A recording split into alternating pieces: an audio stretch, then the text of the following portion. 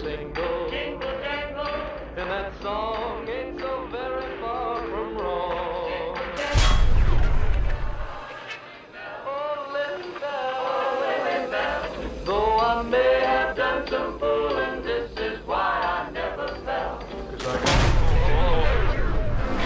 Okay, so hello guys, hello Fallout Central fans, my name is Matt, and welcome to today's video on the Xbox One versus the PS4.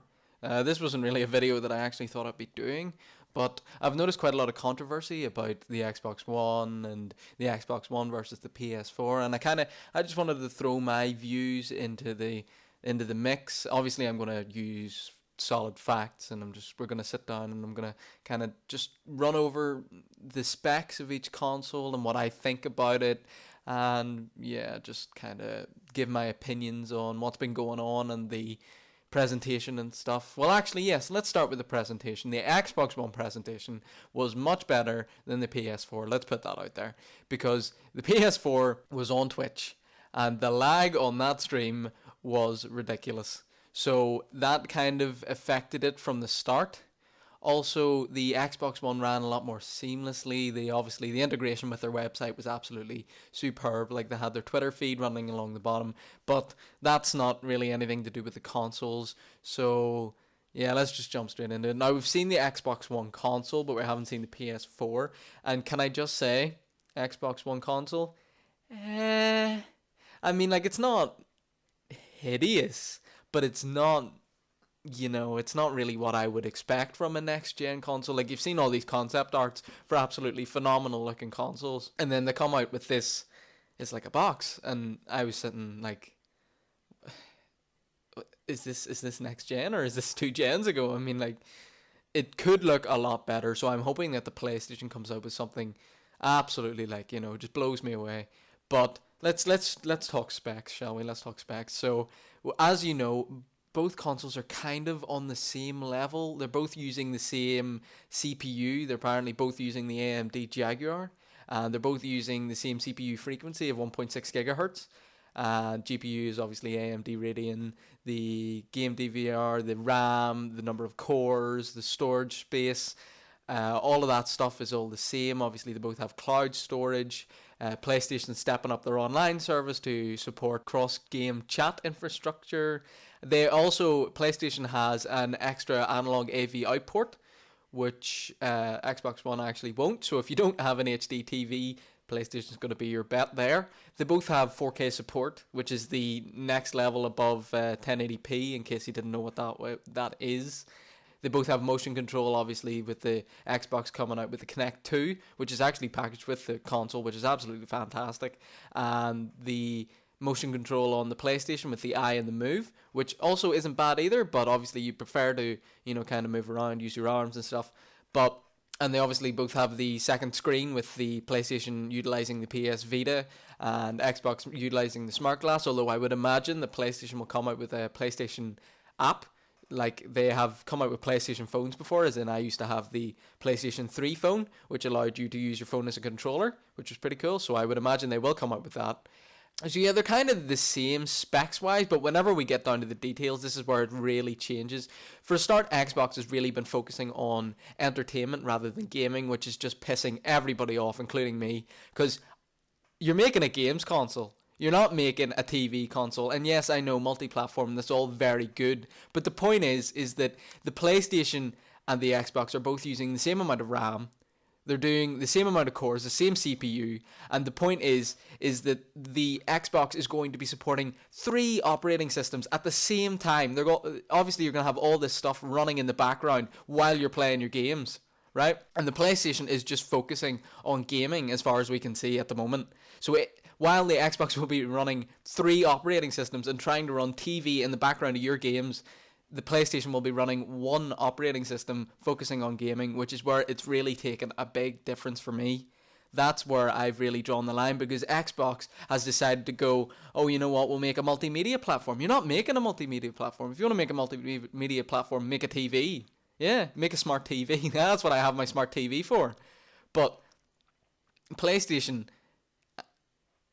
the point is that whenever you're trying to run a game with good graphics, next gen kind of stuff, even whenever you're on your PC, if you want your game to run better, if you want it to run smoother, you shut things down. You shut down like extra like processes and stuff, and the PlayStation will only have the game running, whereas Xbox will be running its 2 additional operating systems, including the TV in the background of every single one of your games. So that could be a serious problem that I foresee. Also, another problem with PlayStation is that they've actually said that there's going to be a used game fee. A used game fee. Now, just this and the fact that they've said that there might be permanent online, or you have to log in every 24 hours, your Xbox is going to run away. Yeah, it's just pushing the line. You're starting to turn into EA Xbox. This is bad. This is the start, the beginning of the end. Like, used game fee. This is going to be the end of gaming shops. This is going to be the end of gaming as we know it. I am not going out to buy a used game and then paying like the equivalent of a new game to actually be able to use it. Because then everything is going to be bound to your console, as in they've already said that everything is going to be bound to your console. All your saves, all your profiles, all your downloadable stuff. And yes, I understand that they don't want people stealing their downloads, but the point is that you're absolutely crippling the used game market by saying that you're going to make people pay to use used games. Used games. It's ridiculous. It's like making people pay to go into the library and read a book. You know, like 20 other people have read the book, but then you're making the 21st person come and pay to read the book, and all the other 20 people come and pay to read the book. It's ridiculous, and it's just money whoring. And I really hope that PlayStation doesn't come out with something similar to that. And yes, I know they're both saying that there's not going to be backward compatibility, but PlayStation has at least said that there will be an online store for all their used games, and I think Xbox has said that as well. But the point is that having constant online DDRM and making people pay for used games, while at the same time cheaping people out on their gaming console to make a multimedia platform console, it's just ridiculous. They're just pushing the line. And I really hope that PlayStation wises up to this, because I think PlayStation must have been shitting themselves at the start of the Xbox conference. Their shares dropped 2%. Then at the end of the conference, whenever everybody realized what was going on here, the shares shot up 9%. Everybody knows what is going on here. Xbox is just taking it too far this time, and I hope PlayStation looks at it and goes, yes, we've seen what Xbox are doing here, and we're not going to do that.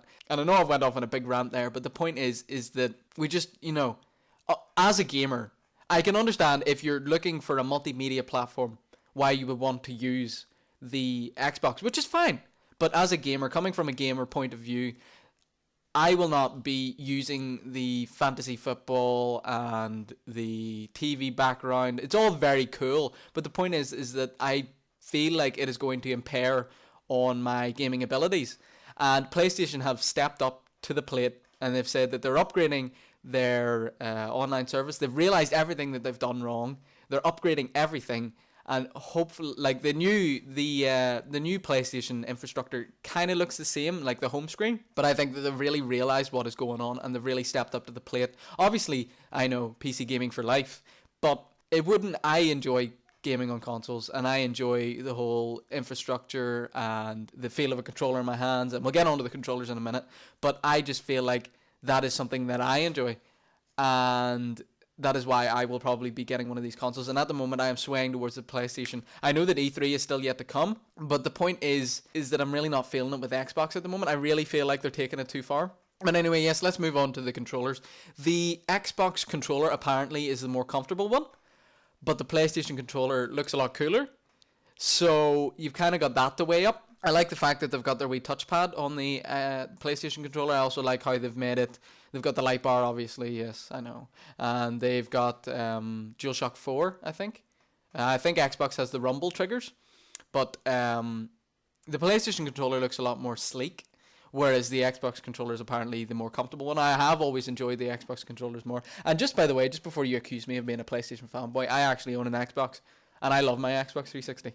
And it is my life, and I love my controller. Like, I'm holding it right now, and like, I really do enjoy gaming on Xbox, but I think that they've taken it too far, and apparently quite a lot of people, even Xbox fanboys, are just going, this is too far. You can't do this. And I know we'll see at whatever you call it, E3, But hopefully we don't have to wait that long. Hopefully, and I've been talking for 10 minutes. I apologize for this. But hopefully we don't have to wait that long. And I want to point out another interesting thing. Everybody makes fun of the Wii U, and the Wii U is the only one who has come round. They've turned around and have said, we will offer backwards compatibility. The Wii U is the only one who has come out with a sensible enough console that is not tearing you up the butt because you're not paying them enough money. And I just want to point that out. I'm not dissing on Xbox or PlayStation. I believe that Xbox has taken it too far this time. They've been pushing it for a long time, and now they've just taken it too far. And I know that you say, oh yes, 15 exclusives. Big freaking whip. 15 exclusives. They could turn out total rubbish. All the games that have been coming out on PlayStation recently have been a lot better than the exclusives that have been coming out on Xbox. For example, The Last of Us. Fantastic game. Fantastic looking game. Heavy Rain. I know it's a bit older, but still absolutely phenomenal. And the point is, the only reason that Xbox has been able to hold up for so long is because they have a good relationship with their customers and with gaming companies, and they've been able to offer better services online. And now PlayStation is catching up, and Xbox is just going the totally wrong way about it and saying, "Yo, we're gonna keep your console online all the time, and we're gonna charge you for this." You know, and it is. I will be honest, it is really worrying me about the 3 operating systems that will be constantly running compared to the PlayStation 1 operating system. And I hope you understand what I'm saying here, is that by having 3 operating systems running, you're going to be impairing the abilities of the console. I mean, like, it's already going to be restricted with 8 gigabytes of RAM. As in, you can't do a lot with 8 gigabytes of RAM. And like, some PCs, like big gaming PCs, run like 64 gigabytes of RAM. It's you know, it's pretty mad. So there's that. Also, yes, let's talk about the games that are coming out. There were a couple of cool announcements at the Xbox One. There was the new Call of Duty. I am actually kind of excited about that because I haven't played Call of Duty since Modern Warfare 2. I played a bit of Modern Warfare 3, but I really enjoyed Call of Duty 4 and Call of Duty 6, the campaigns in that. And the only reason I would get Ghosts is for the campaign, because the campaign looks cool. I wouldn't be getting it for the online. So yeah, that was cool. I also liked what EA actually came out with. Their graphics were good enough, I suppose. And Quantum Break actually looks pretty cool as well. I will admit that as well. It does look pretty cool, even though they only gave us like a 2-minute teaser. And while I was watching the Xbox conference, I was saying, oh yeah, this is pretty cool. And then I got to the end, and I thought back on it, and I went, we're really being ripped off here. And I thought back to the PlayStation 1, and there are a phenomenal amount of games coming out in PlayStation. Phenomenal. And I know that games will get impaired by the weaker console, but I really think that the PlayStation exclusives will shine above the Xbox exclusives.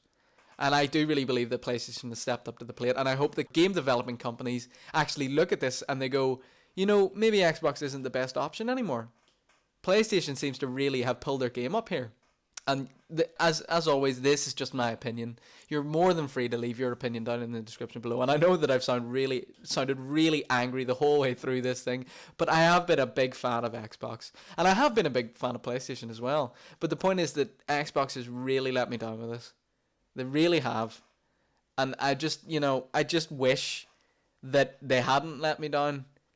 And I really hope that something happens at E3 and, you know, maybe we'll all be surprised. But currently, I don't really think it's going to happen. Yeah, anyway, thank you so much for watching and listening to my my rant. And I've got a wee rhyme for you if you're if you care to listen. She'll be coming round the mountain when she comes. E3's coming June the 21st when she comes. E3's coming round the mountain. E3's coming round the mountain. E3's coming round the mountain to destroy the Xbox One. I wrote that myself. Yeah, just you know, ladies, control yourselves. Anyway, I'll see you guys next time. Please don't be too angry with me. These are just my opinions as always. But thank you for watching, and peace.